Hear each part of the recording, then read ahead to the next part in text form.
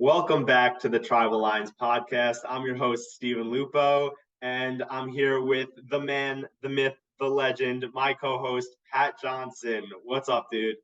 Steven, first off, you're too kind. Second off, we can do hard things, and this podcast can be hard to orchestrate sometimes with our busy schedules, but I'm glad we're here. I'm glad we're talking about Survivor 45, and I'm pumped. Absolutely, absolutely. So am I. So, what did you do for the premiere? So, for me, so we all know Brandon on Survivor 45. We know Brandon now, like, especially. And we'll talk all about Brandon, but I actually was invited to his watch party. Super cool dude. So we had some mutuals. We never met each other. Steven knows how I'll like try to find the leak cast early. I'm always on it. I'm Detective Survivor. That's what I Yeah. call myself. Right? So for me, I found Brandon. I was like, Sicklerville, that's strange. And then my friend also goes, I know of him. And I'm like, super strange. I see that we have mutuals. And then we finally connect and I'm like, holy shit, like this dude is probably going to be on Survivor if like my sources are true. So in my head, I'm like, this would be really cool if I could be friends with this guy. Not because he was just on Survivor, but like I just hear like a lot of amazing things about him. Johnny Stockton, founder of Competitive Events, big fan of his as well. But they're friends as well. So for me, like I just wanted to be friends with the dude. We ended up going to a Phillies game, so I end up at his watch party, right? We go to a watch party at the Winston in Philadelphia. Great ass time. Got to see a lot of people, and it was sick. It was a very cool experience to look at Brandon, watch himself. It was, for me, like I only met the dude twice. Feel like I've known him forever, and that's just the way that he makes you feel. It's authentic. He cares about you. He wants to get to know you, and I think it's going to resonate more on the island. And I'm glad to see him live his dream. It's awesome. Yeah, that is awesome. Absolutely. What'd you do? For my Survivor premiere, I was at the watch party in New York City, St. Pat's. So I was there with a bunch of other Survivor fans. No Survivor alumni there this time, but it's a lot of fun. If you're from New York City, definitely come chill with us, have a good time watching Survivor. But yeah, that was a lot of fun, and I'm glad I got to see the first episode with like a huge group of Survivor fans. That's always the best. It makes watching Survivor so much better when you're surrounded with people who absolutely love Survivor. You get everyone's raw reactions to everything going on too, which is really cool. Right, and I feel like I have a love hate with watch parties. That was my first one, right? And like the cool Mm-hmm. aspect is like I got to meet Brandon and Emily Flippin on the same season is there. She's there in front of me, and my heart's like this, like she's just someone that just went out, played the same game that we both love, the same game that we podcast about, the same game that Brandon went out and played too. It's like, but I'm just like so nervous to like approach her, right? Because not only is like you're a little starstruck in a sense because, this is someone that's about to play the game that you love. But not only that, it's like, I don't want to like bombard you. Like, this is your experience as well. Like, I don't want to be that one to be like, hey, like, I'm this guy, like, self. I don't want to do all that. That's just me. Uh-huh. So, but it was very cool to like see her there as well. And like, the love hate that I'm going back to is like, I couldn't hear shit. And I'm like, I still want to watch my favorite show. You know what I mean? Like, I still want to like watch the show. But I'll go to the watch party for Brent. Like, I go to the watch party like 10 out of 10 times I'll go. But like, definitely had to come back and rewatch it like twice to get a grasp on Yeah, this roller coaster that is season 45. yeah, same with me. I rewatched it twice as well because there were certain parts that I missed because it was a little bit hard to hear with everyone talking and whatnot. Um, but yeah, I absolutely love watch parties and also going to a watch party and being able to meet Survivor alumni and everything. Like even though like you're saying like you don't want to bombard them and they're just trying to enjoy themselves, but when I've talked to a lot of these survivors, a lot of them tell me like that they love this stuff because they love Survivor so much. Like they are obviously someone who got to play Survivor and are seen as more of like a celebrity, but they see themselves as just like us, like Survivor fans, and just being able to talk with people about Survivor, they love it. So I love that they're always so inviting, and even though it might be nerve wracking to talk to them, like it just once you start talking to them, the conversation just flows naturally as if they're just one of your friends talking about Survivor with you. So I think that's a really cool thing. Right. And like we're obviously going to give you all the deets, everything that we feel about Survivor 45, but I want to know, like, what is your overall like thought? You watched the episode, like, I don't want the details yet, but like, what what do you feel of this cast? Do you feel are you up on it? Are you down on it? Like, where do you feel the trajectory of this season's going? Is this something you feel like you're going to be really excited to talk about? I think that this season is going to be a good season. It seems like a lot of the players are very strategic. They have a general idea of the type of strategy they want to play going in, and a lot of them do seem adaptable. So I know that you can go in with a certain strategy, and depending on who's on your tribe, winning and losing immunity, a bunch of different other factors, your strategy might go completely out the window. And I feel like we have a bunch of players who, regardless of what gets thrown at them, they'll be able to make adjustments and make for a very exciting season. Um, so I'm definitely excited to see how it plays out. I'm hoping that we get maybe some tribe swaps or um, something other than the norm that we've been getting, just to make it a little more exciting, make people's gameplay have to change a little bit and they don't get too comfortable with their pre-merge tribes. Um, and we'll see how it goes. But I love this cast. It seems like everybody is a character. We definitely have some characters we'll be talking about, and one of them being Emily Flippin, who you got to meet. Um, and yeah, I love the cast, and we'll talk more about what we like about all of them as we go through this recap. Yeah, man. Like, What do you I think? think they're electric. Like, bunch of characters, and I Yeah, gotta side, I gotta side with Bruce here, and because like I'm one of the people that are like I'm tired of the women getting voted out early in the new era. Like, it's just like a repeated pattern. For whatever reason, we don't have to divulge because there's just so many possibilities on why that may be the case, right? But for me, like, I think the women are just so strong. Like, I agree with Bruce. Like, I think we're gonna see a lot of men on the pre-jury, so. I yeah, I think so. Yeah, like the women are really strong. The cast is electric. There's a lot of characters mixed with a lot of, I mean, they're all super fans, but a lot of, I think, game bots in a sense to where it's not going to be too game body, but I don't know. I like them. I'm here, and I don't care what anyone says. All the Facebook trolls, I don't care. This is a good cast. Let it play out. It's been one episode, and we're gonna get into that episode. So, Steven, bring us into the marooning. Bring us into Survivor 45. Yeah, let's get into it. So we start off with them on the boat, and we have Brandon crying in the opening moments. Um, just it shows how emotional it can get for these players because they've wanted to play Survivor all their life, and now they finally get to. I don't think I'd be crying if I was on Survivor, Oh, but I I would. but you never know because I want to be on Survivor so bad. So if I'm finally there, like it could come out. But Yeah, just um, queuing All Stars competitive events. I would definitely be crying if I was on that boat. Uh, yeah, yeah, yeah, Brandon, I just think it's just pure emotion coming out, and it was something. It was something to see and to be, like I said, like a couple feet away from him to see, the reception of that and everyone just cheering him on. Like it was a moment for sure. But yeah, back to the boat. yeah. And something I always think is really funny is how Jeff always describes the people when he calls on them and asks them for their names as if like he wasn't already part of this whole casting process with them and knows everybody's name and talked to them multiple times. Yeah, Uh, doing it for the TV purposes, I just think that's hilarious. not fooling anyone. Yeah. Um, okay, so one of the main topics of discussion is on the boat, Emily just goes after Bruce without even Jeff prompting her and says how he is more mentally prepared than everyone else and shouldn't say that he has no advantage. Um, I thought that was pretty insane for her to just go after Bruce like that when nobody else has gotten a chance to talk with one another. That's her first impression.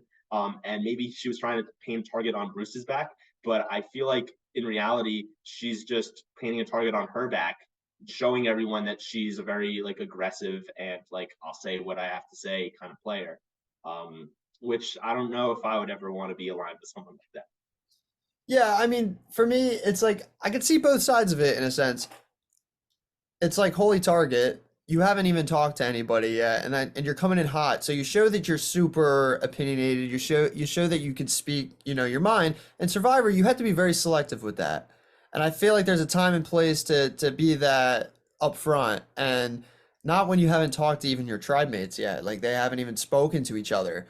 So for Exactly. me, it's too early. Like this game is a relentless pace. It's fast. It's 26 days. You know, she could have done that, lost the challenge, got back to the tribe and lost her vote because of something in the new era. And like, your vote is everything in this game. And like, if you already are so like socially just drifting away and just like making yourself just like isolated in that sense, I just don't think it's very smart. The thing though that can resonate with is someone who's playing true to themselves, someone who like she is going to be who she wants to be out there. And like I always say, you can't play Survivor unless you're playing like yourself. You're not going to fare well. And if that's just who she is, we're going to see if she's going to be able to play that way and if it's going to work in this style of play with these types of people. So I'm interested in her as a character. Don't know that that's the best move, but we'll see really if it does anything at all. Yeah, I'm really excited to have her on this season, just as a character, just as someone who isn't all um like Kumbaya? oh kumbaya, I just love Survivor, like oh my god, I'm so happy you blindsided me on Survivor. Like we don't need all those people right now. We need a few that'll say what they really mean. I don't know how it's gonna really vote well with her, doing well strategically in the game, but from an entertainment standpoint, it's going to be a lot of fun. And her just saying that about Bruce, she does kind of have a point. I mean, I feel like Bruce is a little more mentally prepared. He's Oh, gone through the no three one, no one ever games. said that it didn't make sense what she Oh said. yeah, yeah, I think it Right? definitely made sense. He is more mentally prepared. I totally believe that. Um, but I don't know if that really gives him much of an advantage per se, because like everyone knows Survivor and whatnot. Like if he had multiple days on the island, I'd say he definitely has a big advantage. But like he was like completely out of it. Like his head was hurting the entire time he was on the beach. He probably didn't really do much to help his tribe. Um, He's not really bonding with anybody because he's so just out of it in a sense. Exactly. So like even though he had a little bit, I totally understand him saying like at that point while they're sitting on the boat opening moments, like that's as far as he really has an advantage on everybody else, which makes Yeah, sense. He did have an early advantage, but now the advantage is done. I do believe that. right. And not only that, like Bruce never attended tribal. Bruce never found an idol. Bruce Mhm. never competed in a challenge. He hit his head and was out of like he got through the challenge if I'm correct, right? He got through the challenge, but then he kind of when he was Yeah. done his part of the challenge, he was with his tribe and then he sat down, he was bleeding and Mhm. it kind of just went south for Bruce there. Um, but and I'll always say this, I think everything happens for a reason. I wish it didn't happen like that, because it's obviously painful in the moment, but I think Bruce is definitely like gonna fare much better on this cast. I don't know. I do. Yeah. I feel like his tribe in season 44 um didn't really fit mesh well with him I think he's per too se, or soft. at least how I thought. Now seeing him on this episode and also the like coming attractions for the next episode, um he seems fucking crazy. And Uncle he would have Bruce. fit in really well with Tika, even though when you look at him with him in his business casual attire that he decided to come in on Survivor with. Yeah, He definitely doesn't act like a business casual type person. absolutely. Yeah, Yeah. so So another thing that we saw in the opening moments were just a bunch of different things from Sifu. Sifu, just from the first episode, he is such a character. I love Sifu. His opening confessional when he was singing, "I am surviving yeah. on an island." That was so much. That was so funny. Yeah, Um, no, it's gold. I Him like it. nonstop dancing when Jeff told him his tribe was Reba, and they just stayed there while he was finishing up dancing by himself. And then him doing like some Tai Chi breathing thing when he was jumping off the boat. Um, just just from the small opening moments, he was already such a character, and then we'll get into more later on why he's even more of a character. But yeah, I'm excited for Sifu. Yeah, he's like coach. He's like the closest thing to coach we've had in like a long Yeah, time yeah, seriously. because he's like lovable. You know, Coach had his antics for sure. Coach had his things that like maybe a lot of people just didn't vibe with. I personally like Coach. But Sifu's like I don't know. I'm gonna want to root for him regardless of if the game decisions are smart, if he's gonna be strategically capable. In a sense, like we're gonna get into all things Sifu, but I'm a fan. I'm here for Sifu. Oh yeah, definitely. So Good then pick, we get Bowman. in. Yeah, yeah, good pick, Oven. Yeah, in the draft. Um, but I don't know. He good pick in personality wise, but I don't know. We'll see how he ends up doing in the pre-merge. Right. All right, so we go into the challenge, and we got the bags that they have to transfer and the rope, and then they have to jump out into the water, grab the boat, come back, and then they have to get the flinch from like some spiraling thing high in the air. Can we talk Um, about Austin just like ripping through those bags? yeah, he did that really quick. I mean, I knew he was going to, and the fact that him and Sifu Yeah. were there together, that was really quick. Yeah. Yeah. Obliterated that challenge. And then jumping off the boat, something I paid attention to right off the bat, which I was really surprised by, is so Reba, which was Julie and Maya, they took their shoes off to jump into the water, which was really smart. The other two tribes jumped into the water with their shoes on. I feel like that would make it so much more difficult to swim. Like, I don't know why you wouldn't just take your shoes off to jump into the water. Yeah. I mean, there's something to be said about like adrenaline absolutely taking over. So we're not thinking of the small, like minute details of everything that you're doing. You got like Mm-hmm. 100 cameras, crew all around you. These people are humans, right? They're super fans. It's not like Survivor, season 12 where we have like, the old school era where there's like a lot of recruits that like are people that want to be on TV or that have a history of being on TV that are used to that kind of that pressure. It just applies an extra layer and you're so out of your element and you kind of are absent-minded with those kinds of things sometimes.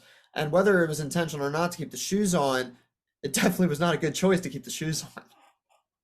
So Yeah, it definitely had, it definitely anything you have when you're in the water, any layer you have is ultimately gonna weigh you down. So I'd be stripping off everything that I could.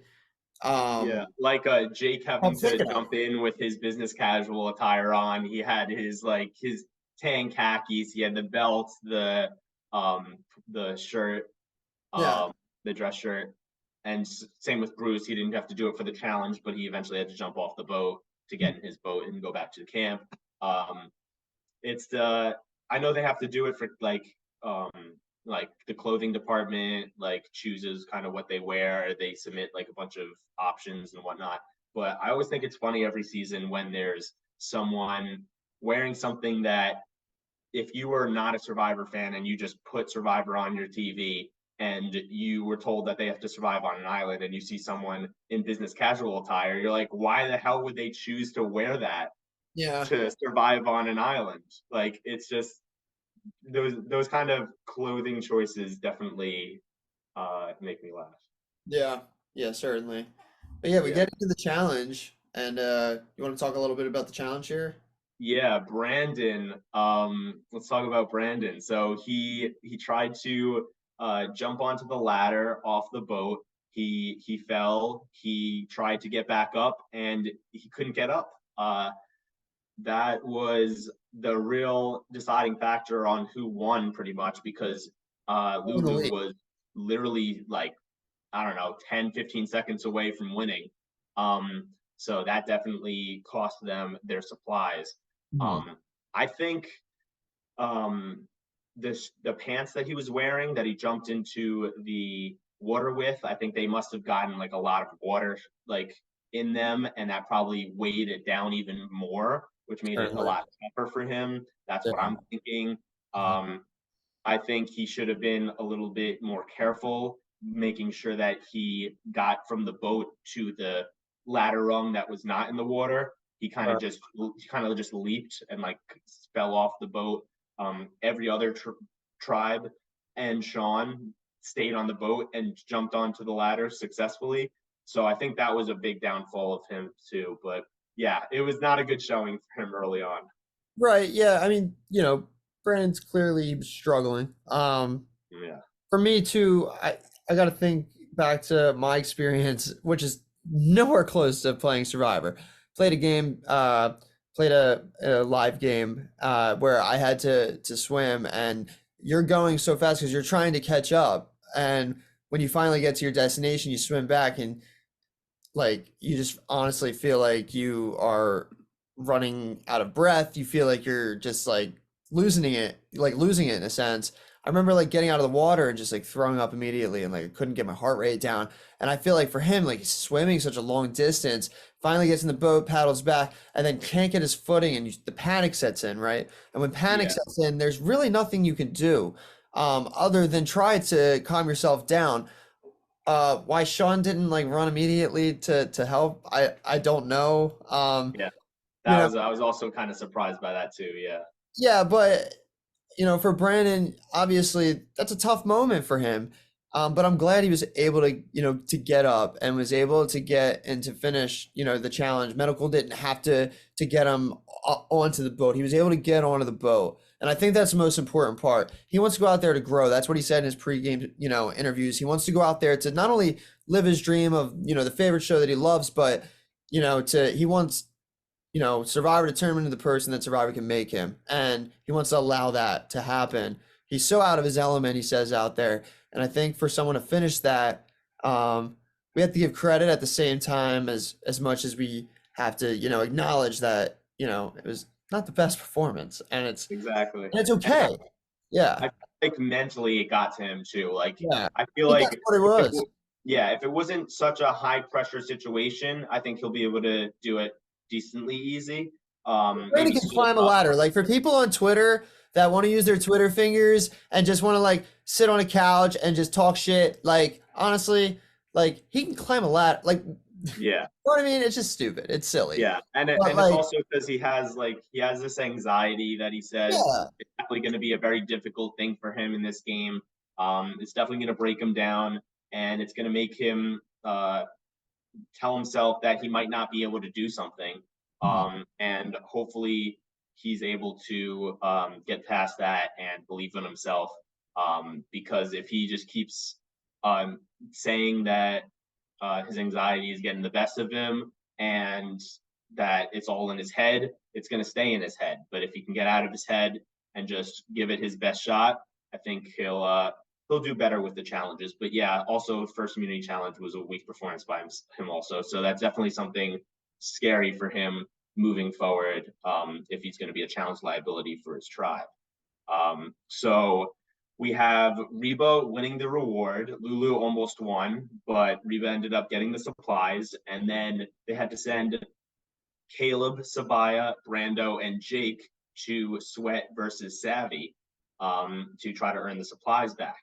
I feel like Jeff should have called it Sweat and Savvy versus Sweat and Savvy because it's not Sweat versus Savvy. They had to do both. I feel like if you knew you were going to choose Savvy, and then you might bring the two smallest people who are really smart, or if you were going to do the Sweat, you'd bring like the two big guys who might maybe not be as smart and not be able to do the puzzle.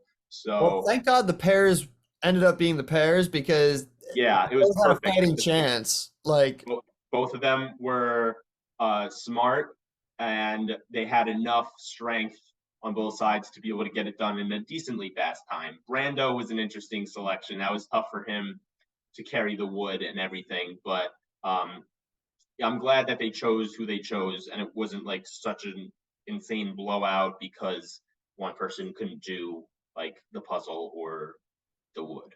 yeah, and I like Brando. I liked I do Brando. too. Good episode for Brando, I think. I think Brando volunteering himself, like he's the young guy on the tribe. He's obviously the youngest in the whole cast. Is that correct? Is it him or Drew? I think Brando is the youngest. Yeah. Right. And I think Brando and Drew are both 22 actually, so I think they're both like tied for the youngest. right. So regardless, young. Yeah, Um, for him to volunteer, I think like it shows that like they're gonna be like I don't think they're gonna be like Brando's very strategic. That's what they're gonna be looking at Jake for. I think they're gonna be like, oh Brando, like oh it's Brando. I don't want to vote out Brando. Like who the fuck wants to vote out Brando? right. Like no one I wants. think I don't want to vote especially out Brando. I wouldn't want to vote out Brando. yeah, especially if they keep winning challenges. Once they get to the point where they suspect a merge might be coming, they're not going to want to get rid of someone like Brando, especially if he's so loved by the tribe. Yeah, I feel like the only way Brando might be an early target is if maybe they lose the next episode's immunity challenge. That could be a possibility, but we'll talk even later yeah. on about like whose names have already been thrown out and such from that tribe. So um, it's going to be interesting. Yeah. So we're going to take a quick commercial break, and when we get back, we're going to go to the red tribe, the blue tribe, and the yellow tribe camps when they get back from the marooning, and talk about what went down. So we'll be right back. If you're a Survivor fan who's wondered how well you might do on the show, I host my own Survivor game on Zoom where you can play in online immunity challenges, form relationships and strategize in Zoom breakout rooms, and vote people off until we crown a sole survivor. My games are only 1 day long, taking place either on a Saturday or a Sunday from 3 p.m. Eastern until 11 p.m. Eastern. So if you are interested in playing one of my Survivor games, DM us on Instagram. Let me know that you want to play, and maybe you will be the next sole survivor.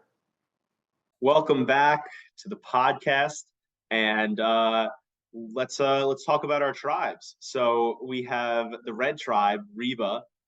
They have all their supplies. They get to camp, and we meet some of the castaways. Drew talks about how he has two personalities. He's got Drew, who is quiet, intelligent, loves to write poetry, and then we have Basile, who goes out drinking, goes to the frat parties, has his arm around your shoulder, is just there for a good time, making friends. And he thinks that taking these two personalities and using them to his advantage is going to help him in this game. I agree with him. I think it's hilarious that he use these two. He says he has these two different personalities. Basile seems like an awesome dude. I want to take Basile out to the club. So do I. Do you have like a Steven Lupo? Is there any Um, I don't reference? know. I kind of I feel like I do have like a Steven and a Lupo. Like a lot of people call me Lupo, a bunch of people call me Steven. Um, but yeah, I don't know. Like a lot of people who call me Lupo are like my friends who I like usually go out with partying and whatnot. And then Yeah, people who call me Steven are the people who like know me more on a business casual basis. So yeah, uh yeah, I feel like Basile and Lupo would get along really well. right, And Drew and Steven would get along really well. right. Yeah, and I What got about Drew in my what about draft. Pat and Johnson? Uh, I feel like I'm just like through and through, just Pat. I don't know.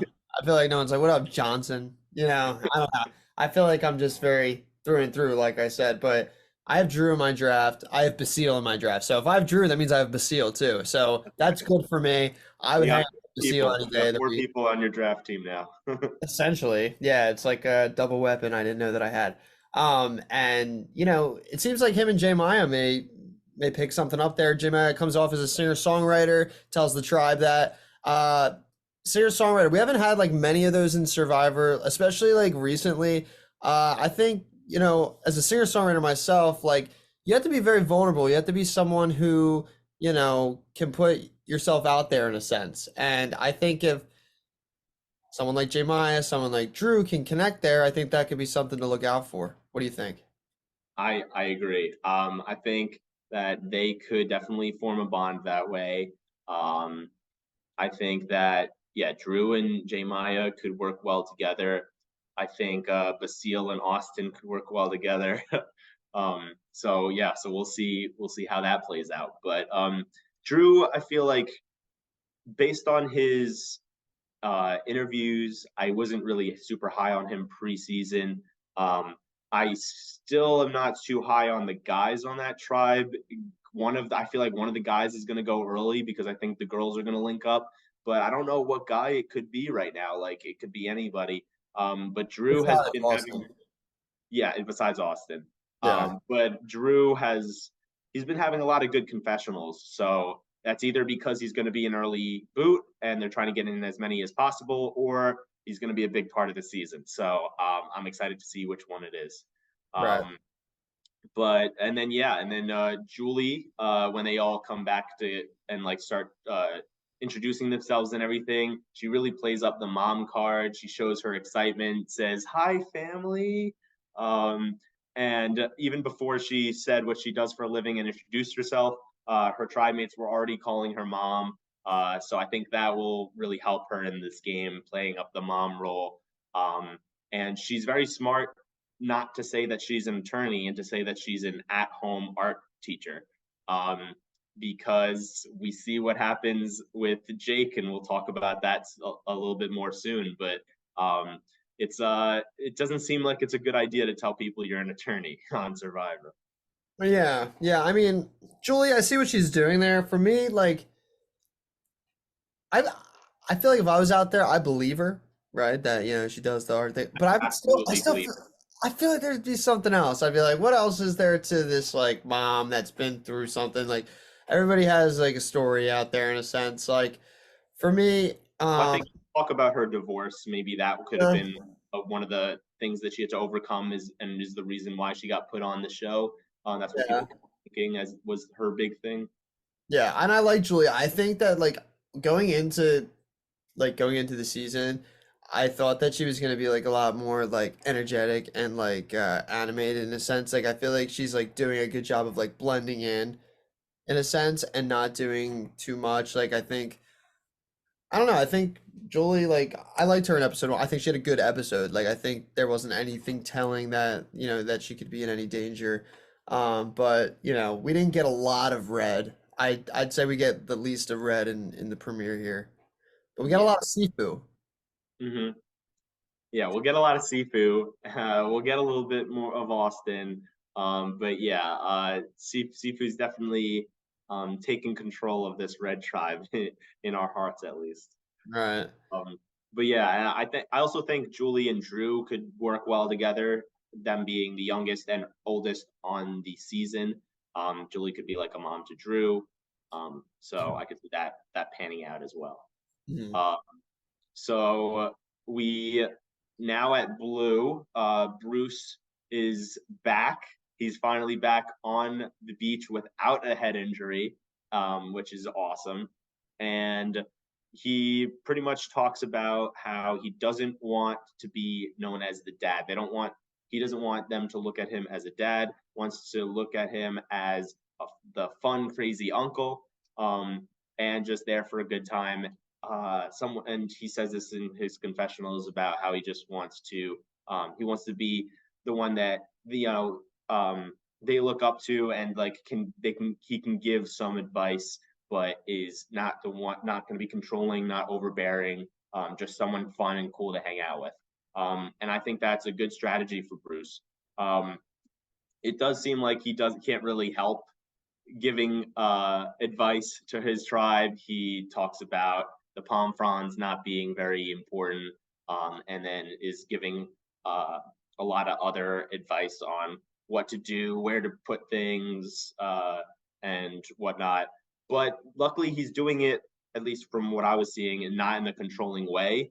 So maybe he is looking more like the dad of the tribe than the uncle of the tribe, which is not what he wanted. But I don't think he is looked at as this leader of the tribe that everyone thinks is bossing them around. I think they just see him as a dad giving advice. Well, And for me, like, why does he have to be the fun uncle? Like, why can't he just be the fun dad? Like, just fun play dad, it he who could be you the fun are. chill dad. Yeah. Not, you know what I mean? Because I just feel like he's gonna just give orders like he's giving, but not in a commanding way. It's more of just like, this is how I think that this should be done in a sense.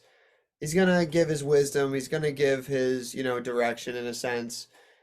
like regardless. So I wouldn't like if I was Bruce, like I wouldn't be like more so worried about like being seen as a dad. I'd be more worried about being seen as a returning player, even though it's not, the tribe's making him feel as though it's not a big deal. And nothing has shown us that they actually believe that it's a big deal, but like there's got to be something in your head going like, like I'm not just going to be like Uncle Bruce. You know what I mean? There's layers Yeah, here. And I'm it's all about perception. exactly, and I'm interested to see like to kind of where that lays, where the pieces fall with that because like there's just like no odd person out of this blue tribe. You know what I mean? Like Yeah, we hear in the episode that there might be, right? But like when you look at the tribe, it's just like such a stacked tribe. Like it's just good tribe. yeah, it is. I mean, it's a good cast. Like, I feel like all the tribes are just really good. Um, this is definitely my first season that I did any, really extensive Yeah. preseason research. So I feel like I kind of have me rooting for a lot of these castaways because of how much I looked into them. And so, next episode, it's gonna suck to see really anyone go home. Um, because and I'm just like going to be surprised to see any of them go home. I feel like I've known them like many episodes in because of all the research that I've done. Like I feel like they're all at the merge already, and like That could I'm be 90 minutes as well. yeah. Got a lot Um, of got a lot of goodness in that episode, so yeah. So we got the girls on that tribe. Do you want to talk to us a little bit about the girls on the blue tribe? yeah, we got Kelly, we got Kendra, we got Katura on the Blue Tribe, and immediately Kendra is astrology this, astrology that. She's a lot, but in a way to where it doesn't seem like it's rubbing anyone on the tribe the wrong way. In our preseason fantasy, we said that maybe Kendra would rub people the wrong way. That might come into fruition down the line, but it seems like receptive well so far. Kelly especially says that she gets good, vibes from her out here. She doesn't know that like in everyday life that that's someone that she would gravitate towards, but where they are, the elements that put them together and the way that the way that the things are right now, she feels good with her. And immediately Kendra starts talking about, their signs and their birthdays. They're all September birthdays, so they do like a little hug there, have a little bit of a moment. So you can only, think that an alliance is coming to life there, just immediately off seeing that. What do you think? Yeah. I definitely think that they are going to be the three that run this tribe. I think that they're going to stick together. They were talking about how girls always go first, and they wanted to make sure that they didn't do that this season. So I think they truly will stay together. It's very difficult for all girl alliances to form on Survivor. There have been some successful ones, but there's definitely, I feel like, more guy alliances that have worked out well. Maybe they're not well known, but it's something that's been happening, especially pre-merge. So it'll be cool to see them all work together and see what they can do together, and if they can flip the script and get some guys out in the pre-merge early on this season. It's also awesome how Kelly and Kendra are getting along when they normally wouldn't probably be someone who's friends outside of the game. Um, I think that's something really special about Survivor. You meet people who you normally wouldn't interact with, and because of the game and because you need to trust people, you have to get to know them. Try to develop a relationship with them, and you find out that they're actually really cool people and people you would want to work with. That right off the bat you might say, "Oh, that's not someone I would ever want to work with." So and I that's 100% true for me as well. In all the orgs and LRGs that I've played, um, I have been aligned with all sorts of different people, just because just the energy that they give off, the vibes I get from them, and Kelly and Kendra are getting a good vibe, and good for them for working together. Yeah, like I aligned with you. I would never hang out with you. Exactly. I would never hang out with you. Right, right. But yeah, no, this blue tribe is fucking stacked. I mean, it seems almost unfair in a sense, but that's another story for another time. Uh, Anything else with the blue tribe that you want to hit on? No, not really. So let's head over to the Yellow Tribe. All right. Uh, Lulu we losers as the Caleb Lulu has, losers. yeah, as Caleb has mentioned, but you know, I like this tribe as well too because obviously because Brandon's on it, but this is like a tribe of characters. It's just a good tribe for different reasons. Maybe not Yeah, for good survivor reasons, but yeah, exactly. For entertainment reasons, it's definitely going to be a fun tribe to watch. Um, Seems like it's similar to Tika, has a lot of great personalities, but it's probably going to come to tribal a lot. Definitely going to be chaotic. Um, I'm excited to see what Lulu has to bring. Emily, before they do any introductions with the three that were there, because Brandon was still getting checked out by medical. There was Sean, there was Emily, and there was Hannah. And Emily, right off the bat, before introducing herself, says like, "Hey, if they don't come back with the supplies that we need, like we should be suspicious that they probably took an advantage. They probably took a reward for themselves." Um, I don't know if that's how I would start off my "Hey, how's it going?" um, little speech by just go like targeting, possible trying to target two people who are not with them and they haven't even like said who they are and what they do and whatnot. So that well, was an interesting, you know, well, here's my speech. issue with it. I don't hate the thought because the thought is like with this Oh new yeah, like just like with the match out with Bruce, like I don't hate the thought, but it's like how she is continuing to unfilter herself and just allow herself to just fully just without any type of social awareness in that sense, can be very dangerous, especially this early, especially on a tribe that might not win a lot of challenges. And with her to come out and just kind of just say that, have a kind of negative approach right off the bat, it's just going to rub people the wrong way inevitably, and it does. And we'll get into how it does, but yeah, yeah, and like in the beginning of the game, like people are looking for any reason to yeah, ostracize someone or to want to vote a certain person out, to mistrust somebody so that everyone else trusts each other more.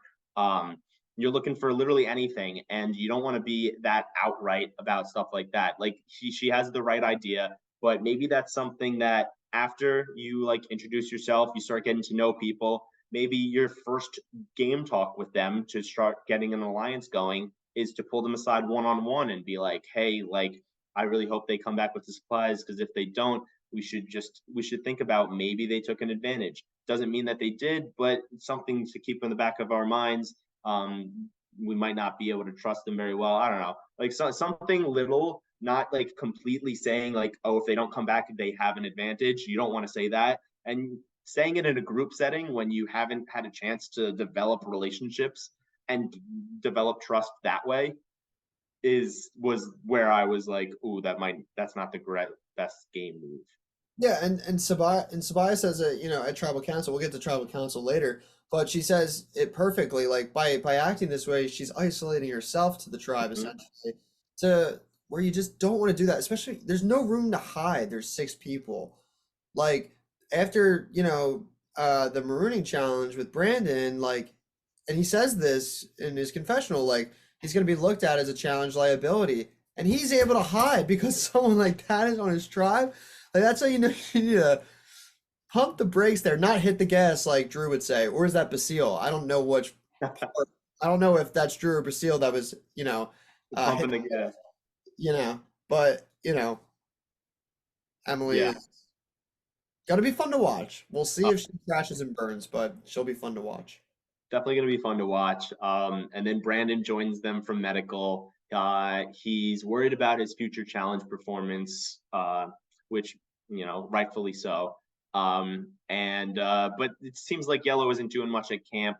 They're saying how they're praying that Caleb and Sabaya get their supplies before it gets dark because they all don't really know how to build a shelter. They don't know what they're doing. They're just waiting for Caleb and Sabaya. Yeah. Um, and then we get to Sweat versus Savvy. Wait, Uh, before we go to Sweat vs. Savvy, I have to say my favorite thing about like Brandon coming back, and it's not even the I'm not dead. That was funny, but the funniest thing was 100% where he approaches the tribe and Sean's like, "Where are you from?" And then Hannah's like, "How you feeling?" And then he's like, "Jersey, bad." And it's just perfect. And I it's like, loved that. it was great. But I had to throw that in there real quick. But yeah, Sweat versus Savvy. Bring us into that. Yeah. So Sweat versus Savvy ends up being not Sweat versus Savvy, but Sweat and Savvy versus Jeff likes Sweat to and lie a Savvy. lot in the new era. Yeah. Oh yeah. Jeff loves to lie. Just like the hourglass twist. Thank God that's gone. Um, that was terrible. But yeah, it's a head-to-head battle with the other tribe. They battle it also against the clock. They only have an hour to finish, but if they finish in under an hour, whoever finishes first gets their supplies. They have to transfer 40 heavy logs of wood from one side of the beach to the other, and then solve some sort of brain teaser type puzzle with flint attached to some string, attaching some poles with circles around them. It looked very complicated. I Oh don't yeah, know if I would. Yeah, not this state at least. I mean, I definitely want to try it. I hope they have like that put on Etsy after the season, and then I can buy it and I try think I that. already saw people like Oh with that. yeah. I think that it's already like a thing. But my favorite is like it's just like a far shot. It's just Brando like on his knees, just like pushing the log on the sand. Like kudos to Brando, because like obviously like he's not the biggest dude out there, and he was able to hang with Jake and at least get it done. And you know that's a hard challenge. It's hot. You ever just like lug a bunch of shit to the beach, you know? Yeah. Oh That's a yeah, fucking absolutely. I task. always overpack for the beach and I have to carry so much stuff. I'm the kind of guy who like if you go to the grocery store and like get a bunch of groceries, like I'll carry like 30 bags in my arms just so I Yeah, don't have to take multiple trips. I'll do the same thing with the beach. Yeah, like it's even hard to just walk on the beach sometimes. yeah, Right, with a exactly. fucking log. Yeah. So like it's tough, man. Jeff says you earn everything in this new era.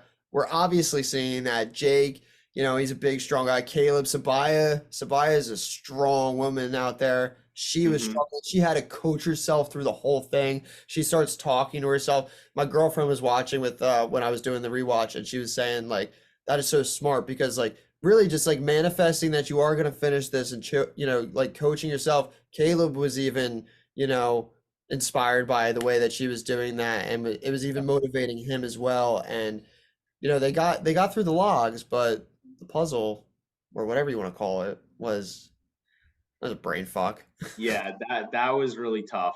Yeah, it was like Sabaya and Caleb were able to, work together on the logs, which was good. And then Brando obviously isn't very strong, so Jake was kind of carrying him with that, and Brando thought he could carry Jake in the puzzle, hopefully. But for all four of them, it was very difficult. They couldn't figure it out. It didn't even seem like anyone was even coming close to figuring it out before the hour was up, and neither one of them got their supplies. And correct me if I'm wrong, like I feel like in earlier seasons of the new era, like maybe like 42, 43, whenever the Sweat and Savvy was, they did it in 41. That's true because it was Voce, Xander. Hmm. Regardless, um, like I feel like they had like a longer time to do a easier task, like with the Sweat versus Savvy in the past. Oh yeah, Compared to this, like they didn't have like a lot of time in the world to do like two tasks that were both like very challenging tasks.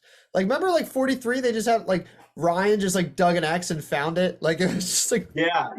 It was supposed to take like I don't know. I think 4 hours they had allotted, and yeah, it 30 minutes. like what the fuck? I don't know. I think the reason they probably did the hour, and had them do both Sweat and Savvy was they wanted to make it as hard on them as possible, so that hopefully one or both of them would not get the supplies because it has not happened yet in the new era. There's always been everyone has always won the Sweat versus Savvy. So I think the producers wanted to make it so that definitely one of them would not get their supplies because of the head to head, but even have a chance of them both not getting it so that it could possibly cause mistrust in the tribes when they go back to their tribes and let them know that they did not get the supplies. Yeah. It could also just result in them having a more difficult first few days, which could uh, hurt them in the challenges. give Reba a little bit of a boost for winning that first reward. Um, so what are your thoughts on how Sweat versus Happy was formatted? So I definitely, as a viewer, I liked that it wasn't a tremendous amount of time. I don't know if it's because the 90 minutes didn't feel like it was that consumed, but in a sense of, I like that it's together because, but what I was missing was it, unless it wasn't shown, like, were they, like, I would be like, hey, there's four of us. Like, I know, like, it's crazy. It's like a journey. Like, when they do the journeys and, like, Deshaun and Evie, like, and then nothing really happened with it. But, like, Hmm. you make those kind of cross tribe deals when you can sometimes, and they didn't chat at all. I guess because they Yeah. were worried about, this is a competition. It's day one. But I do like the way that it was presented. I don't like that it was Sweat versus Savvy, but it ended up being Sweat and Savvy. I Hmm. definitely wish that they could have chose because they were hard tasks, both of them. I think they still could have got like Survivor could have gotten what they wanted in a tribe losing its materials if they make it a competition regardless because someone wins, someone loses. So I'm iffy with it, but I wouldn't hate to like also not see it again in the future. Like I wouldn't be mad to never see it again. Yeah. Um, yeah, I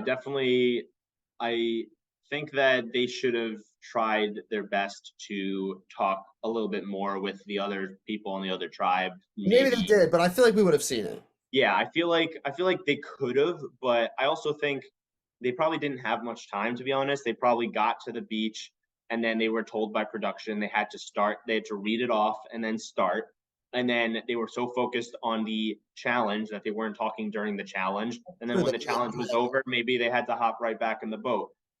Could be, but I feel like if they saw that they weren't going to finish that puzzle and the time was coming down, maybe with like 1 or 2 minutes left, just stop, give up, and just start talking. Maybe they could have been talking, and it just wasn't shown. But I feel like they would have shown something um, if there was like a deal made, or maybe not, because which we'll talk about a little bit later. Yeah. Um, there was a twist that happened in this episode that was not shown in the episode. Hopefully, it gets shown next episode. But I thought that was wild. That a huge twist in the game was not even shown at all in this episode. We'll talk about that, but Yeah. yeah. Okay, so once they get back to camp without their supplies, Emily was certain that Caleb and Sabaya took a reward and took an advantage for themselves instead of one for the tribe. Um, and then Sean then goes and tells Sabaya what Emily was saying. Um, so now Sabaya is, not really trusting Emily. Sean is also weary of Emily. Seems like everybody is really weary of Emily. Um, and Hannah is so upset about her wet feet. She's so hungry. She needs nicotine. She thinks the nicotine withdrawal is making her so upset. Um, but then Brandon luckily was able to help Hannah feel better. It was happy that he was able to comfort her after he was having such a rough time earlier in the day. And he was saying how, even at Tribal, how he can use, he's a really good comforter, and that's something he could bring to his tribe.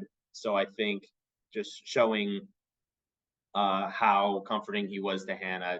I think that could work well for him socially. Although he didn't do that great of a job comforting her because she did end up quitting later in the episode. Yeah. Um, Yeah. So with this tribe too, it's like I understand, being out of your element, but like, did you not quit nicotine before Survivor? I know she ended up telling Rob has a podcast or and Mike Bloom and all of her interviews that essentially she was wearing patches and then she had her last patch like the day before filming, like the day before day one of Survivor. So when you go out there, it's going to be amplified. Like she was kind of like banking on the adrenaline and the game and being so like, invested in the game and like not really worrying about the withdrawal and stuff.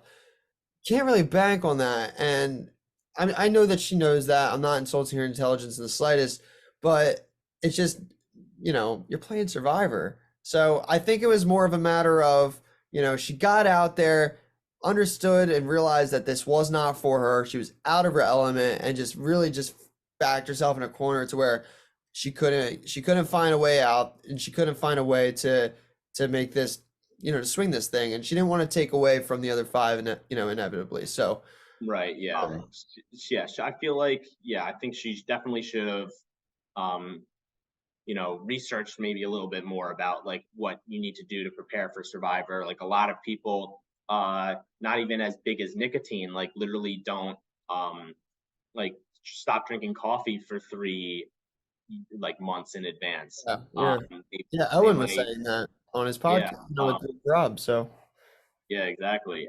So she definitely shouldn't have tried to go cold turkey. Um, that was tough. Nicotine withdrawal. Yeah, I guess that was making her really upset. One of the main reasons why she needed to leave. But yeah, like I was saying earlier. So uh, Madison is the one who ended up drafting Hannah. And when we were doing watching the rewatch together, she mentioned how um, yeah, Brandon obviously, even he says he's a good comforter, but wasn't able to comfort Hannah enough to keep her here. Um, but I was really looking forward to a Brandon and Hannah duo. Like that was going to be like a really cute duo. I was really excited for them to work together. I thought it was going to be a big duo in the season until the craziness at Tribal happened. Um, wish we had saw that, but at least Emily stays in and we get some chaos in the future episodes. right, yeah, we're definitely gonna get some chaos. We're definitely gonna dive into that tribal council. Definitely, Steven and I have some thoughts about that tribal council, so we're gonna get to it, and we're gonna take one more commercial break, and then we're gonna finish this podcast. We want to thank y'all so much for listening to the podcast. We also want to do something fun every week. So we're going to be throwing trivia questions. Sometimes they can be relatively hard. Sometimes they can be super easy because we want a lot of people to answer and a lot of people to choose from. So it's always fun to get engagement with people who like the show just like us. Like we said, we just podcast for fun. So these trivia questions are for fun. So don't cheat. Let's just have fun with it. So your trivia question this week is, who is the only player in Survivor history to be on 2 seasons and be the first boot twice? So answer that question. Let us know who it is, because every 3 episodes, we're going to choose a winner like on a random wheel.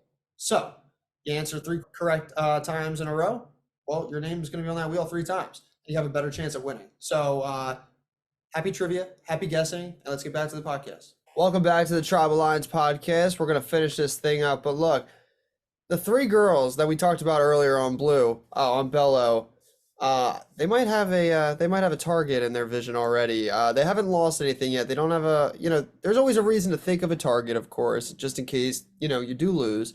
And it kind of shocked me immediately that their first target could be someone like Jake. Were you shocked by that? I was. I expected it to maybe be Brando because or Yeah. Drew or no, right, no, Drew's not on that tribe. Brando or Bruce. Yeah. Um, but Bruce being, someone who it seemed like a lot of people on his blue tribe in the preseason said they wanted to work with him, so maybe he wouldn't be the first target. And then we have Jake and Brando. I thought Jake was going to be someone who was easily able to people could get along with. Was going to be someone that people wanted around. Was going to be someone who could help them in challenges because he was pretty strong compared to Brando. But yeah, it seems like Jake is the target for Kendra and therefore the target for the Blue Girls. Yeah.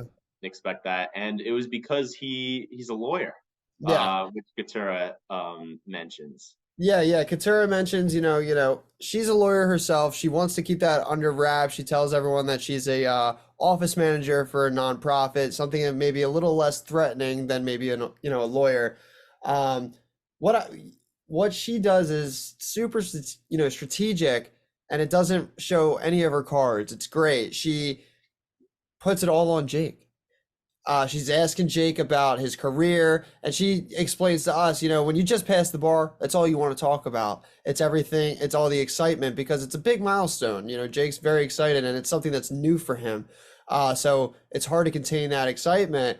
And then Katura kind of just wants all the attention of the lawyers to be on Jake, not on her. Mhm. That's good for Katura. Yeah, and she says how Jake's a baby lawyer, Yeah. which is funny. Um, but yeah, it was smart for Katura to do that. She now doesn't have a target on her back because she's a lawyer. Um, I think for seasons to come, people who are lawyers are probably not going to want to say what they are. What would be an interesting twist is to have an all lawyer season, but I'll have all of them lie about their jobs.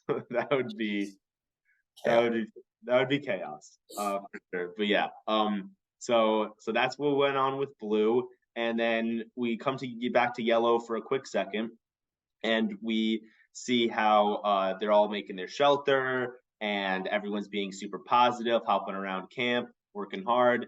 And it seems like Emily always has something to say, something super negative to say, and it's just rubbing everyone the wrong way. People don't like how negative she's being around camp, and is definitely being talked about as a target if they end up losing because they don't want that negativity around camp, which makes sense, Yeah. especially early on in the game. Yeah, and morale is so important, especially in those early days, because the early days are the hardest days out there. Your body's adjusting to the no food, you're adjusting to new people that you've never met.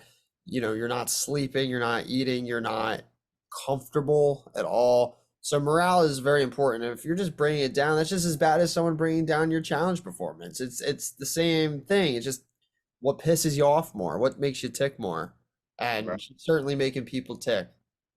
Yep. And then we come back to Reba, and we get the character back. We got Sifu. He's looking for idols constantly. He thinks nobody notices that he's looking, but everyone notices that he's looking. Um, Austin and D was bringing back a long piece of wood, and Sifu was hiding behind a tree. Doesn't get caught. Hilarious. I'm so glad they added that into the episode. He also got caught spying on the girls, so now people are starting to be weary of him and thinks that he at least has one advantage. He's like, Which, "Oh, I'm just messing around." yeah, yeah, I yeah. didn't do that. I mean, I guess that's the best thing you could come No, up I with. feel like you're just better off just being like, honestly, dude, is it the worst idea to be like, I know I'm playing too hard, but this is why you should trust me, and then just talk to the girls right there and try to, you know what I mean? I think that would backfire really easily. Yeah, Because he's someone who's like, I want to play like it's my second time, like he's going guns blazing. That's not going to be the only out of pocket thing he does. So if they can just like be like, this is someone like he's like a non-threat like character, like who's just gonna go around and just like be a fucking menace and goofball. Like unless they are like, he is spying and he is strategic in a sense, and he is like playing like Tony in a sense and being successful in that facet. It's all about perception. So yeah, regardless, getting caught is not good. yeah, definitely not. And I feel like him getting the girls saying that they think he has at least one advantage, that could actually possibly help him because if they think he has an idol or something, maybe they won't go after him right away. Maybe they will keep him out of the loop of the vote, but maybe target someone else. So who knows? It could have that could save him.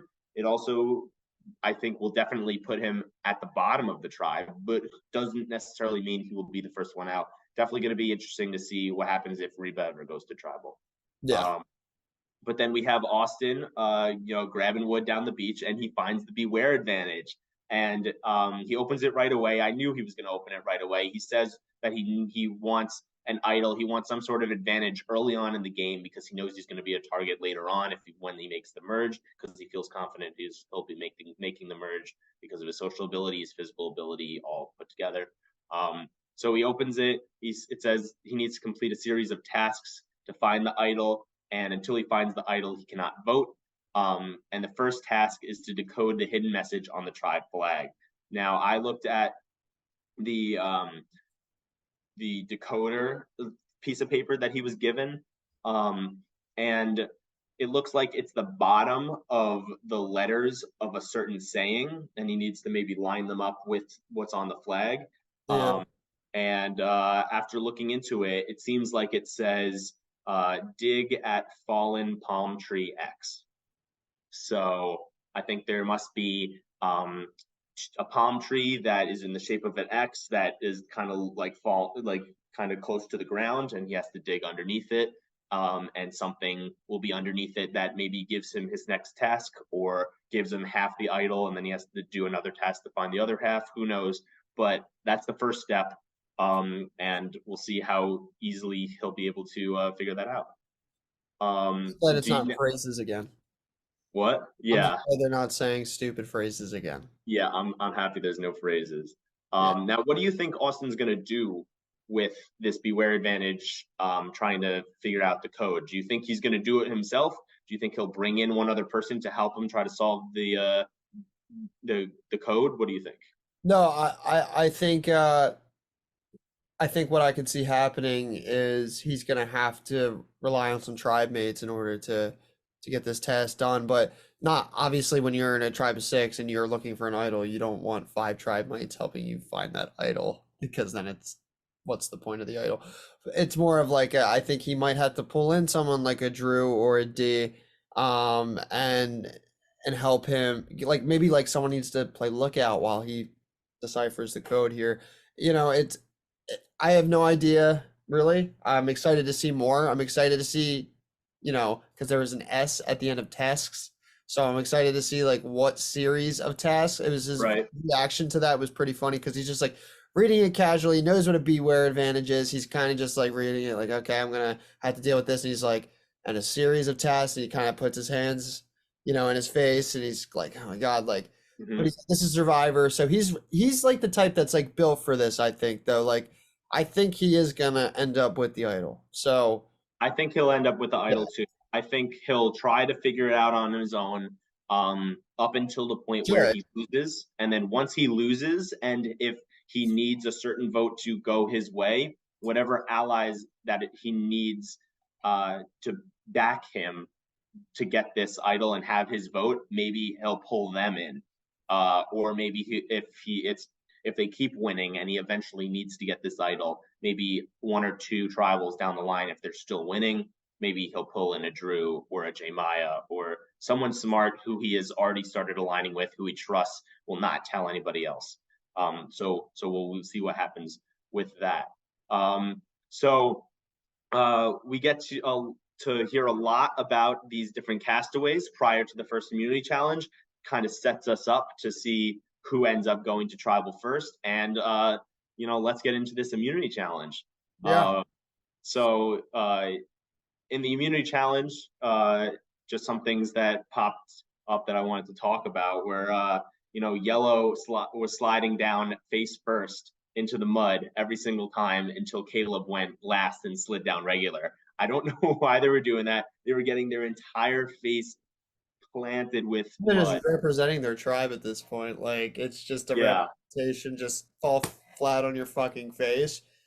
And Yeah, Brandon not like putting up his hair too. His hair got so muddy and it was all curly with all the mud. Just Yellow, just from them sliding down into mud, you can already tell they're the weakest, most chaotic tribe. yeah, and to be fair too, like Brand, we all know what happens with this immunity challenge. We'll get in, we'll talk about the details of it. Yellow is struggling, in all facets of the challenge. Sabaya is struggling out the gate to get out, to get out of that mud. Mm-hmm. It's tough, it's a tough task, but I feel like Brandon put all of it on himself. Like, I didn't contribute anything, but the whole tribe sucked. Like Yeah, outside of I mean, Caleb. Sabaya fell also on the wall. It wasn't just Brandon. Exactly. Like it was Sabaya, it was Brandon. Like I'm sure there was things we didn't even see. Like they were so behind, and then they barely get to the puzzle. Like Brando's done when they touch the puzzle, and Red's like two pieces away.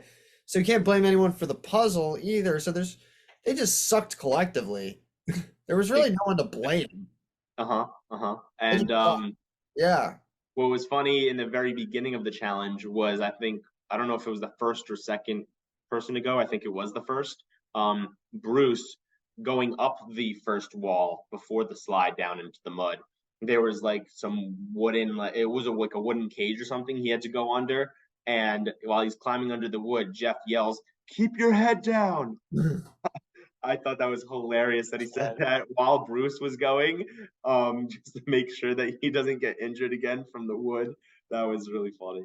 Yeah. Um, and then we have the throwing the coconuts at the net part, um, which I would have liked to see how it was done in the like early moments of Survivor, the earlier seasons, where it would be like two people holding a rope that keeps the net of coconuts like above the ground, and then have the rest of the tribe throwing in coconuts to the other tribe's net. Do you remember that? Yeah. Yeah, I kind of wish they did that instead of put it in the middle of a challenge that had a puzzle at the end. And it seemed like they didn't have to throw that many coconuts in to get it to drop. Yeah.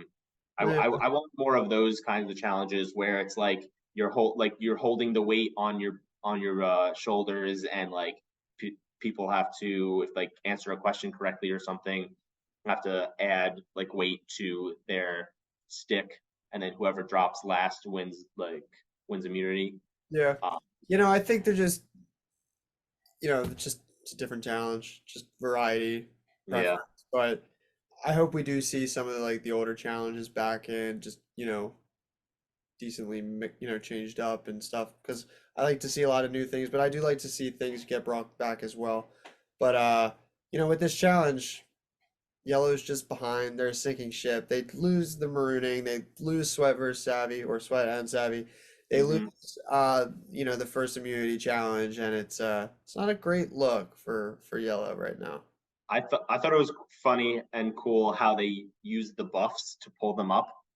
I was surprised that it held that well. I could not believe that it held them, and I thought the buffs were gonna break, and Jeff was gonna like be like, "Why are you using the buffs?" Like, yeah, I don't Uh, know. Well, now I know I can use the buffs that I have off the internet to if I ever need to get up a get up oh, a ladder. yeah, get up a wall or some shit. I don't Well, yeah. know why we would ever have to do that, but you never I know. don't know either, but now we know. Now it's used for something else other than just wearing it on your body. Maybe, in a bar like in New York City, like outside, like we're just gonna be like, with some adult beverages and using buffs to just climb walls in New York City at 3 in the morning. Exactly, exactly. Crack. Us in Basile. Yeah, that's right. Hit us up, Basile, if you want to hang out. Like I know you're at a Penn. I'm in Philly. Like we could drink. Listen, let's make something happen, Basile. Yeah, if you're watching this. Yeah. All right. So yeah, and then just one thing before we go into tribal and the tribal talk. The puzzle solvers were Drew and J Maya, uh, Brando and Kelly, and Brandon and Emily. All of them are still in the game. They were all the puzzle solvers, and it seemed like all of them were doing pretty well in the puzzle. Well, I mean, and Brandon and Emily weren't doing that great on the puzzle, but I also like they were both like gassed, especially Brandon. Um, and they knew that they weren't going to win because the others were having a big lead. But it seems like those are going to be our puzzle solvers generally, for the two tribes. So that'll be interesting if them being the puzzle solvers for their tribes will help maybe keep them safe because they need to keep puzzle solvers around. Um, I don't know, but Yeah. yeah, We'll it's see. just something to note. Yeah, we'll see. So Yellow ends up going to tribal, the first tribal council of season 45, and it is not a typical tribal council. It is not one that we're used to seeing. Mm-hmm. This tribal council, very unhinged, very, very different from anything that we've seen in a long time, or maybe ever. And it's something that we definitely got to get into. So what were your thoughts? Yeah, so well, pretty much it seems to be between Brandon and Emily. Brandon being terrible at the challenges, and Emily's just bad attitude, and throwing like blame, so throwing mistrust Sabaya and Caleb's way. Also, was rubbing people the wrong way too. So it's Brandon or Emily. It keeps going back and forth. It's seeming like it's going to be Emily as the vote, but Caleb and Sabaya and everyone is like keeping Brandon in the back of their mind as a possible vote, and weighing their options. Hannah just wants everybody to vote her off. She feels bad getting voted out. because everybody wants that not getting voted out because everybody there wants to be there and she doesn't. Um, and also Brandon has terrible chest pain from the night before that is carried all the way until like the strategy time. He's not in a good state, uh, and he says he's going to play a shot in the dark. Do you think that was a strategic move? Do you think that was a sincere move? No, I Um, do think it's sincere because he says in his confessional, he goes, like, I performed bad in the challenge and then I had to vote someone out. Like, I think it was just more of like a look, I'm a liability. The vote's gonna fall on me or Emily. I'm gonna play my shot in the dark. And ultimately, I think if he isn't feeling the way that he's feeling physically, he does not even come close to having that thought. mhm. Um, and ultimately, we see that it's not something that he's going to end up doing. But I do think it was just strictly an emotional based move. I don't, and if there was strategy to it, um, I don't know that it's great because Caleb and Sabaya are trying to put trust into Brandon. They come back and they evidently say, like we're trying to put trust into Brandon, and he's telling us he wants to play a shot in the dark. Like your vote is your trust in this game, and Exactly. and especially this first vote, and especially when you're on a tribe of six, and especially if you have a feeling you're gonna be visiting Jeff three to four times maybe, Uh-huh. depending on you got to know like Sean, Caleb, Sabaya, they're praying for a swap. Um, I hope it turns around. I really do. It's just, Mhm. and it's not even that I think like that Brandon's even a liability at all. I just don't think that they have. I think they're just totally like from the get go. Like, if you just look at the tribes, they look physically the weakest, and in these challenges where they're so physical, like I don't know. They call the puzzle the equalizer, but if you can't get to the fucking puzzle because of the physical challenge, so Yeah. it's tough. It's tough. But yeah, I think it was an emotional move. And if I'm wrong, I I also think it's an emotional move, mainly because if it was a strategic move, that's a terrible, dumb strategic move. well, Especially, Gabler almost fucking did it, and then we see well, it the thing, done yeah, as but a move. I do believe Uh, Gabler, and he says that it was a strategic move partially. He says it like 50-50 strategic and emotional, but I don't think it uh, was strategic at all for Brandon. If it was not a good strategic move because it's making Caleb and Sabaya not trust him as much because he's not showing the trust back.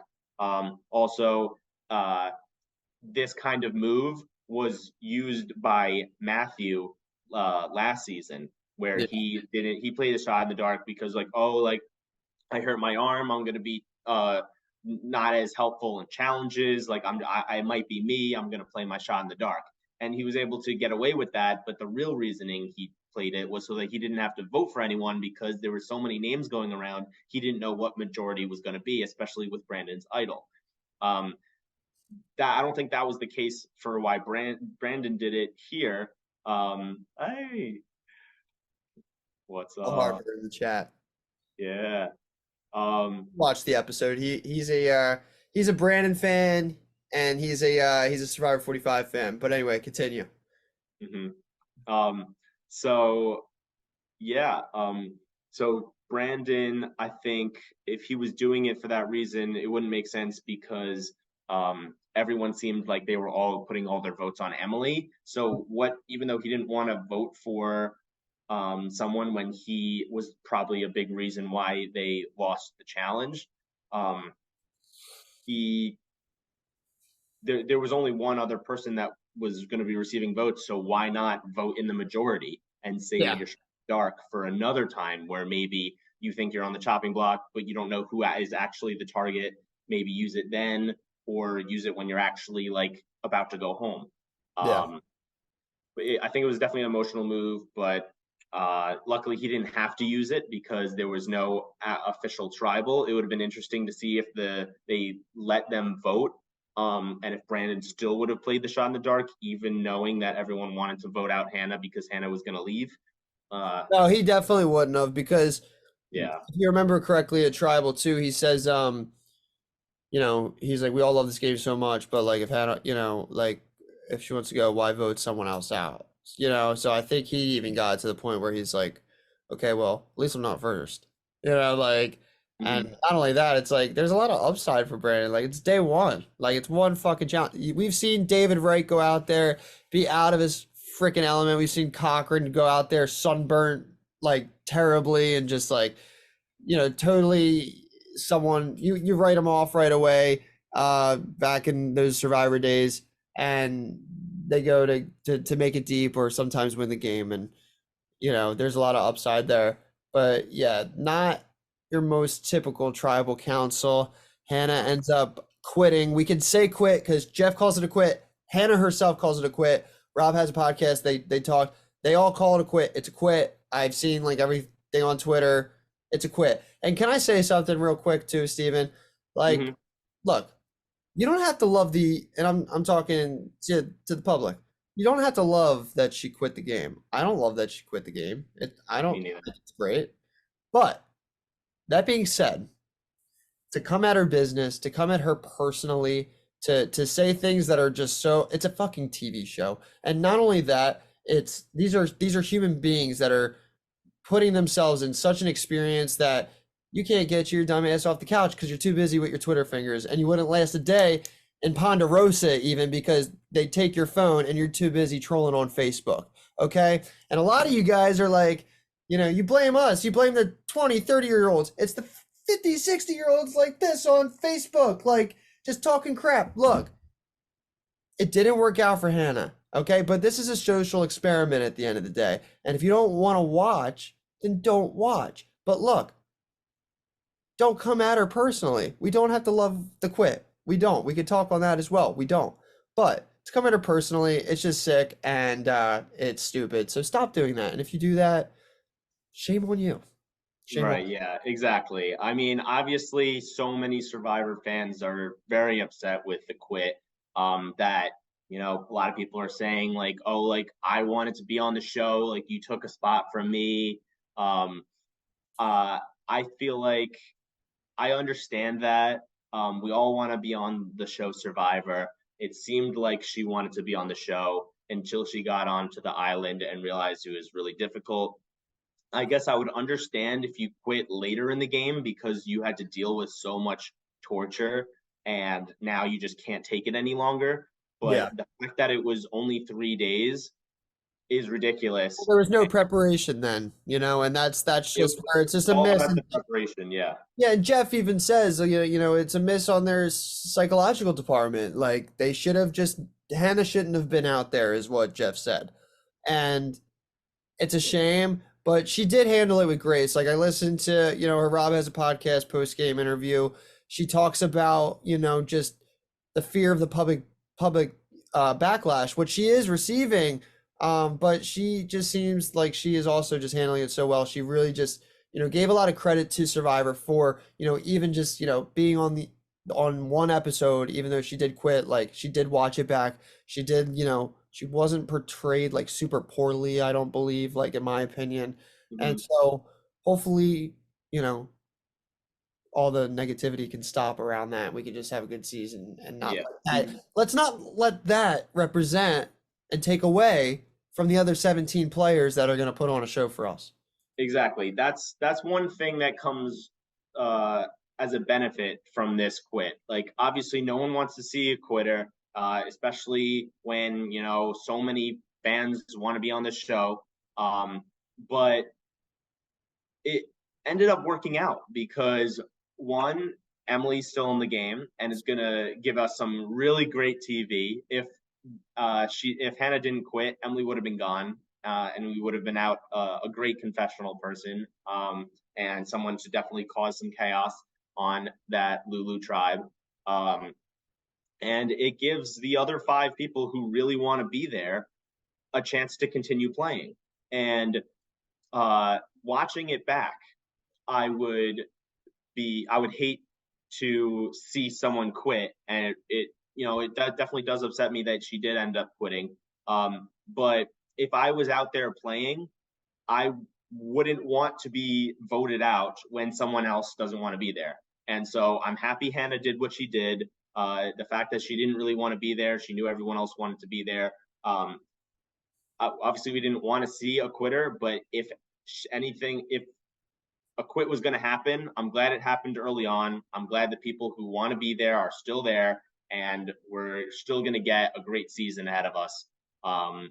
The only person who definitely is really, really upset with the Hannah quit is Madison, who, if you guys watched our draft, she got the grenade. So she has to pay an additional $20 into the pot.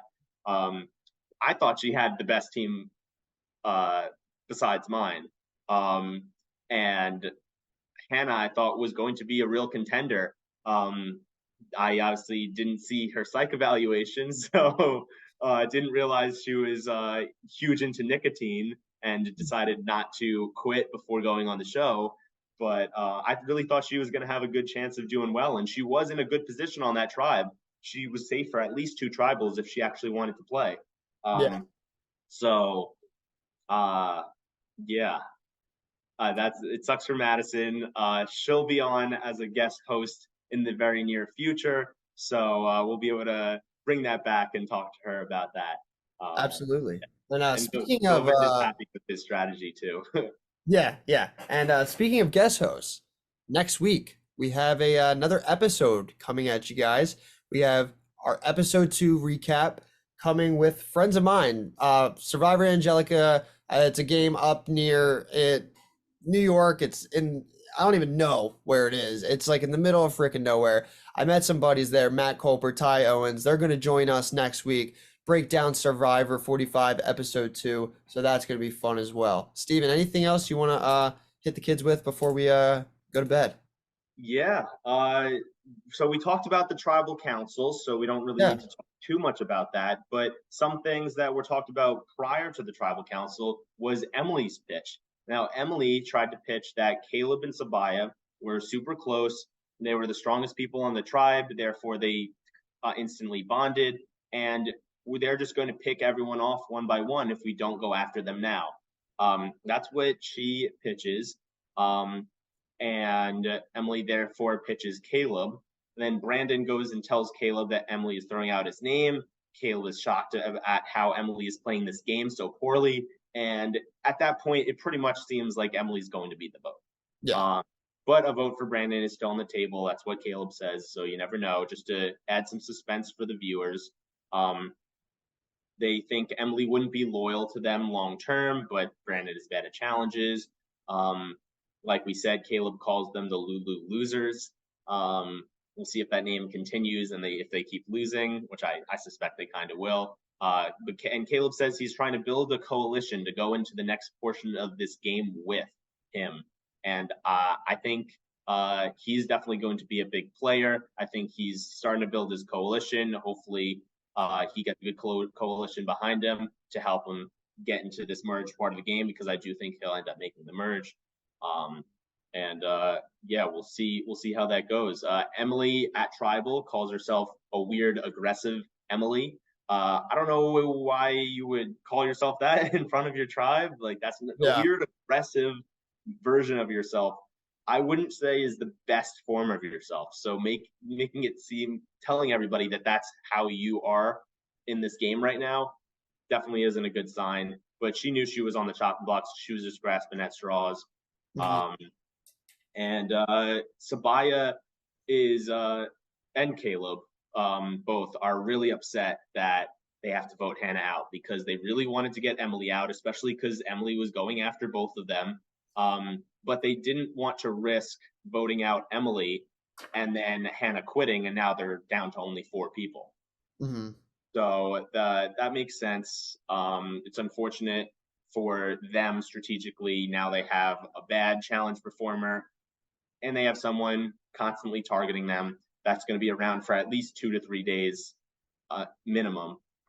So we'll see how that ends up playing out for Caleb and Sabaya's game, and if anything gains traction with Sean and Brandon, maybe turning against them. Who knows? Um, but We'll see how yeah, it shakes out. It's gonna be a wild ride. It's gonna be. I think that there's gonna be some chaos. There's gonna be some entertainment. There's gonna be some. there's back and forth. There's a lot of strong personalities in the cast. I think it's gonna shake into something good. So I'm excited for it. So then we have our next episode segment where it shows some scenes from the next episode. It's foreshadowing an alliance brewing between Julie and Drew. They shake hands, so maybe that is something that will be forming. Jeff says in one of his preseason promos that this is going to be a season of a lot of duos. So maybe Drew and Julie will be one of those duos. Maybe it's a little foreshadowing one of those duos. I'm feeling Caleb and Sabaya is going to be one of those duos. And we'll see what other duos form in the other tribes. Bruce is dancing and making faces, acting weird, and people in the tribe are commenting about it. So he's like we were saying earlier, he's definitely looking more like a Tika Bruce than a seasoned Bruce. Yeah. Which I thought it seemed like he was better fit for this cast, but I don't know. Looking at the way he's been acting, he seems like he would have fit in well with Tika. But we'll see if that's good or bad for him in the next episode. It shows him on a boat by himself driving away, so I suspect there's going to be a journey. Bruce is probably going on the journey for Blue. My prediction for the other tribes, I think Emily might end up going for Yellow because I feel like Emily's going to kind of stay around for a little while. Because in a promo, there was in one of the preseason promos, it has Emily doing a confessional saying it's been 2 weeks of psychological torture. So the fact that it's been 2 weeks, maybe she's around for a while. I don't know if that was maybe an editing thing where the production made it seem like she's going to be around for a while, but she's actually not, or maybe that was a slip up on production's part. I don't know, but we'll see. We'll see what happens with that. And then for Red, I think maybe Sifu will go. I don't know, or maybe Austin. Who knows? I feel like one of those two, because those are the two people who said they wanted to go on a journey, and everyone else said they didn't. So yeah, that's pretty much it for this episode. I do really quick before we end want to let everyone know that Pat and I are going to be doing a Survivor pool that I will be hosting for my friends. So at the end of each episode, we're going to say who we're going to pick for that. For anyone who doesn't know what a Survivor pool is, it is pretty much you choose each week one castaway that you think will not leave that episode. So will not get voted out, will not be medevaced, anything like that. If they remain in the episode at the end and they don't get voted out, then you move on to the next week. You continue picking people until only one person has people left to choose from, and that person ends up winning the Survivor pool. The catch is you cannot choose a castaway more than once in the entire season. Mm-hmm. You have to be strategic about your picks. So before we close out, I wanted to ask Pat, who do you think you are going to be picking for the Survivor pool this week coming up? I'm gonna pick Sabaya. Sabaya, I feel like is a good pick for me because I don't think if Lulu loses that she would be the person to go. I just don't see a world where that exists where she's next. But if they do like get decimated and like I can't pick her again in the future, I just feel like picking her now is good for me, and I'm gonna go with Sabaya. Okay. So I'm gonna go with a very, very risky pick. I'm going risky early on, and I'm going to pick Emily. I think that she would be the person to go home next on the Yellow Tribe, but for some reason I get a sense that maybe Red or Blue is going to lose and have to go to Tribal Council. I also mentioned earlier in the podcast that in one of the promos, the preseason promos, it has Emily saying it's been 2 weeks of psychological torture.